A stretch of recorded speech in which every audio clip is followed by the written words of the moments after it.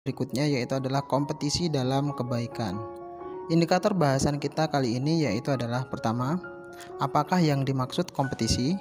2. Mengapa ada kompetisi? 3. Apa tujuan berkompetisi? 4. Kompetisi yang sehat dan tidak sehat. Kelima, ajaran Islam tentang berkompetisi. Keenam, pesan dan kandungan Quran Surat Al-Maidah ayat 48. Ketujuh, hikmah berkompetisi dalam kebaikan. Dan yang terakhir adalah soal dan evaluasi. Jadi anak-anak sekalian, pada video kali ini nanti di bagian yang terakhir ada soal dan evaluasi, maka silakan disimak dengan baik, kemudian nanti dikerjakan dan dikumpulkan sesuai dengan arahan yang ada di deskripsi video. Kita langsung saja yang pertama, apakah yang dimaksud dengan kompetisi? Dalam Kamus Besar Bahasa Indonesia, kompetisi yang artinya adalah persaingan. Kemudian persaingan antar siapa? Persaingan atau kompetisi dilakukan oleh, yaitu yang pertama antar individu. Orang yang muda, orang yang sudah tua, orang yang besar atau yang masih kecil. Ya, sesama anak-anak biasanya ada kompetisi, sama orang tua pasti banyak kompetisi, yang masih muda suka berkompetisi. Ya, kemudian yang berikutnya yaitu adalah dilakukan oleh antar kelompok, organisasi, kelompok masyarakat, kelompok sosial dan lain sebagainya. Itu yang dilakukan. Kemudian berikutnya yaitu adalah mengapa ada kompetisi? Ya, kita pasti bertanya-tanya kenapa sih di dalam kehidupan ini perlu ada kompetisi? Ya. Kompetisi ada sebagai wujud fitrah dari manusia, khususnya bagi manusia yang diberikan dua komponen yaitu akal dan nafsu sebagai wujud kesempurnaan ciptaan. Jadi makhluk-makhluk yang lain mungkin punya akal tapi tidak punya nafsu, atau sebaliknya akalnya tidak terpakai, nafsunya lebih besar seperti hewan. Sebenarnya kompetisi itu tidak hanya terjadi kepada manusia saja, tetapi ciptaan Allah yang lainnya seperti hewan dan lain sebagainya juga ada kompetisi. Tapi bahasan kita pada kesempatan kali ini yaitu adalah khusus bagi manusia. Ketika akal dan nafsu dari masing-masing individu bekerja, maka timbullah sesuatu yang disebut dengan persaingan atau kompetisi. Ketika akalnya jalan, ngeliatin temennya kok dia bisa nilainya lebih bagus, maka akal kita yang berjalan ini akan berpikir bagaimana caranya supaya saya bisa nilainya juga bagus. Nafsunya jalan, kok dia bisa makan enak, berarti saya juga pasti bisa makan enak. Kenapa? Sama-sama manusia. Maka akal berjalan untuk mencari cara supaya kita bisa mencapai apa yang kita inginkan. Kemudian berikutnya, apakah tujuan dari berkompetisi? Yang pertama, pada umumnya kompetisi atau persaingan secara alamiah akan muncul sebagai upaya untuk menunjukkan atau menampakkan mana yang lebih unggul di antara manusia. Ya, saya lebih baik daripada kamu, maka saya punya usaha untuk mencapai tujuan supaya saya terlihat lebih baik daripada kamu. Kemudian berikutnya fitrah nafsu manusia pasti mengarah untuk menjadi yang lebih baik dalam segala hal, baik materi atau non materi. Pasti di dalam diri kita itu pengen kalau kita ini menjadi orang yang lebih baik. Dalam satu kelas saya pengen jadi pintar sendiri, itu wajar, manusiawi, fitrah manusia. Kemudian berikutnya adalah maka akal manusia akan secara alami berpikir untuk menemukan jalan menuju kepada target yang diinginkan. Nafsunya pengen makan, tapi akalnya nggak jalan. Akhirnya apa? Ya tetap lapar aja, gitu ya. Akalnya jalan tapi nggak punya nafsu, berarti orang itu tidak punya hasrat atau keinginan hidup. Ya. Kemudian berikutnya yaitu adalah kompetisi yang sehat dan tidak sehat. Kita perlu tahu bahwa dalam berkompetisi itu ada namanya kompetisi yang sehat, fair play, dan kompetisi yang tidak sehat, tidak fair. Pertama, kompetisi yang sehat. Apa itu kompetisi yang sehat? Yaitu yang dilakukan dengan memperhatikan dan menjaga hak-hak manusiawi dari lawan kompetisinya, dilakukan dengan fair, nggak curang. Kalau kalah ya kalah aja. Ya, seperti itu. Kemudian berikutnya kompetisi yang tidak sehat. Apa itu? Yaitu yang dilakukan dengan mengabaikan dan tidak menjaga hak-hak manusiawi dari lawan kompetisinya, cenderung merugikan atau curang. Ngelihat musuhnya kok ternyata ketika main bola kok skillnya luar biasa, akhirnya apa? Supaya saya menang. Karena kita ini kurang skill, akhirnya apa? Digaprak dan lain sebagainya yang akhirnya menimbulkan cedera untuk melukai lawan supaya lawannya kalah. Nah, ini contoh kompetisi yang tidak sehat. Akhirnya apa yang terjadi? Banyak kartu merah melayang di mana-mana. Kemudian berikutnya adalah kompetisi dalam kebaikan. Kalau tadi kompetisi sehat dan tidak sehat, sekarang kompetisi dalam kebaikan. Apa itu? Yaitu adalah persaingan yang dilakukan dalam rangka untuk mencapai sebuah tujuan yang baik atau dianggap baik oleh individu atau kelompok yang dilakukan dengan cara yang baik pula. Tujuannya baik, dianggap baik, kemudian cara dalam berkompetisinya juga baik atau sehat, fair. Ya, itu kompetisi dalam kebaikan. Tahukah kamu? Tidak setiap kompetisi yang sehat pasti bertujuan untuk kebaikan. Kemudian berikutnya, dan tidak setiap kompetisi yang bertujuan untuk kebaikan pasti dilakukan dengan cara yang baik atau sehat. Contoh kasus 1. Ya. Kompetisi yang sehat tapi tidak dilakukan untuk tujuan kebaikan. Apa itu contohnya? Berjudi. Ya. Walaupun dilakukan dengan fair, wah nomor saya nggak tembus, ya sudah, tidak marah-marah. Tapi tetap saja judi tidak mendidik. Kenapa? Akhirnya menimbulkan nafsu yang berkeinginan lebih dan lebih. Wah, sekarang saya menang. Sekarang saya kalah. Berarti besok saya pasti akan menang. Judi tidak mendidik dan cenderung merugikan, bahkan dilarang dalam agama dan undang-undang. Ini contoh kasus 1, kompetisi yang sehat tapi tidak dilakukan untuk tujuan yang baik, berjudi. Kemudian contoh kasus 2 yaitu adalah berkompetisi yang tidak sehat tapi tujuan awalnya untuk kebaikan. Contohnya adalah mencontek dalam ulangan. Kenapa? Siswa yang bertekad untuk mendapatkan prestasi itu siswa yang baik. Kenapa? Karena nggak setiap siswa itu pengen mendapat prestasi.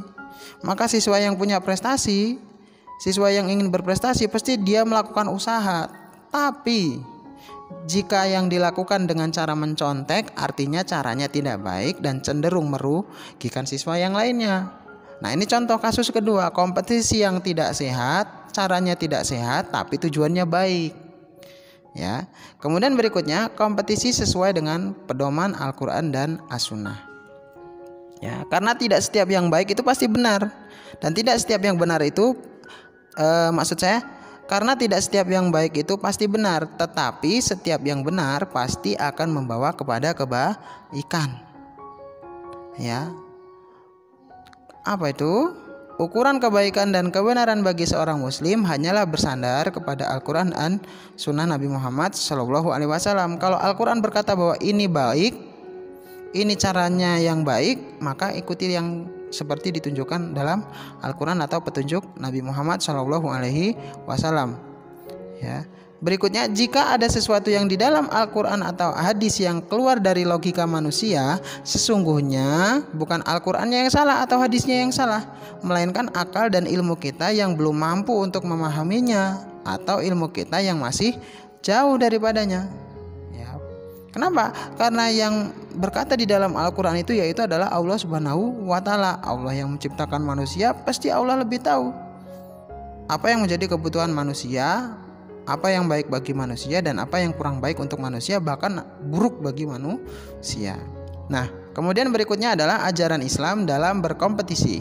Ada sebuah ayat yang bunyinya wa anzalna ilaikal kitaba bil haqqi musaddiqan lima baina yadayhi minal kitab wa muhaiminan alaihi fakum bainahum bima anzalallahu wa la tattabi ahwa'ahum amma ja'aka minal haqqi likullin ja'alna minkum syir'atan wa minhaja walau sya'allahu laja'alakum ummatan wahidatan walakin liyabluwakum fima atakum fastabiqul khairat illallahi marji'ukum jami'an fayunabbi'ukum bima kuntum fihi tahtalifun. Artinya, dan kami tidak turunkan kepadamu Al-Quran dengan membawa kebenaran dan membenarkan apa yang sebelumnya, yaitu kitab-kitab yang diturunkan sebelumnya dan batu ujian terhadap kitab-kitab yang lain itu. Maka putuskanlah perkara mereka menurut apa yang Allah turunkan, dan janganlah kamu mengikuti hawa nafsu mereka dengan meninggalkan kebenaran yang telah datang kepadamu. Untuk Untuk tiap-tiap umat di antara kamu kami berikan aturan jalan yang terang. Sekiranya Allah Subhanahu wa taala menghendaki, niscaya kamu dijadikannya satu umat saja. Tetapi Allah Subhanahu wa taala hendak menguji kamu terhadap pemberiannya kepadamu. Maka berlomba-lombalah berbuat kebajikan, hanya kepada Allah lah kembali kamu semuanya. Lalu diberitahukannya kepadamu apa yang telah kamu perselisihkan itu. Quran surat Al-Maidah ayat 48. Hikmah dari Quran surat Al-Maidah ayat 48 yang pertama adalah Allah menjadikan kehidupan sebagai ujian bagi manusia. Alladzi khalaqal mauta wal hayata liyabluwakum ahsanu amala. Allah menjadikan kehidupan dan kematian itu sebagai ujian bagi manusia, mana yang paling banyak berbuat baiknya, berbuat soleh. Kedua, perintah dan larangan Allah itu adalah bentuk ujian bagi manusia. Ada yang sanggup melakukan perintahnya Allah Subhanahu wa taala, sholat sanggup, tapi nggak sanggup untuk meninggalkan judi. Ada yang sanggup meninggalkan judi, tapi susah kalau disuruh sholat. Nah, perintah dan larangan Allah adalah bentuk ujian bagi manusia. Berikutnya, karunia yang Allah berikan juga adalah bagian dari ujian terhadap manusia. Anak, istri, harta, semuanya adalah ujian. Kalau yang diberikan Allah Subhanahu wa taala itu menjauhkan kita dari Allah, itu berarti artinya apa yang dikaruniakan itu membuat kita tidak semakin ingat, justru semakin jauh. Berikutnya, Allah telah menjadikan Al-Quran sebagai aturan, khususnya dalam berkompetisi yang benar bagi manusia.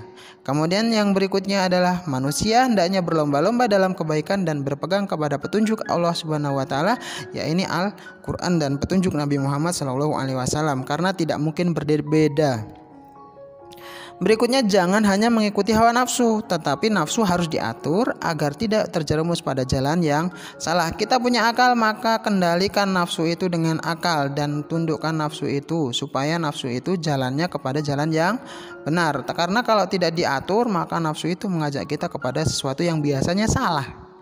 Terakhir, apa yang diperselisihkan manusia di dunia pasti akan diadili di hari kiamat nanti. Itulah hikmah Quran surat Al-Maidah ayat 48. Kemudian terakhir yaitu adalah soal dan evaluasi, silakan dikerjakan. Kemudian nanti dikirim ke grup, ditulis di buku. Kemudian dikirim di grup WA, cantumkan nama, kelas dan jurusan. Soal yang pertama yaitu adalah apakah yang dimaksud dengan kompetisi? Silakan dijawab. Kemudian yang kedua adalah apakah tujuan dari berkompetisi? Apakah tujuan dari berkompetisi? Ketiga, mengapa kompetisi merupakan sebuah hal yang alamiah dalam kehidupan manusia? Mengapa kompetisi merupakan sebuah hal yang alamiah dalam kehidupan manusia? Keempat, apakah Islam memiliki aturan dalam berkompetisi? Apakah Islam memiliki aturan dalam berkompetisi? Kelima, berikan contoh kompetisi yang tidak sehat tapi tujuan awalnya baik. Yang tidak sehat tapi tujuan awalnya baik. Keenam, berikan contoh kompetisi yang baik tapi tujuannya tidak baik. Jadi kebalikannya. Kemudian soal yang ketujuh yaitu adalah jelaskan kandungan Quran surat Al-Maidah ayat 48 seperti yang sudah dijelaskan tadi. Kemudian yang ke-8, jelaskan hikmah dari berkompetisi dalam kebaikan. Bisa dipahami ya. Kemudian soal yang ke-9 adalah mengapa kita diperintahkan berlomba-lomba dalam kebaikan. Mengapa ya? Kemudian 10, mengapa kehidupan diciptakan sebagai ujian bagi manusia.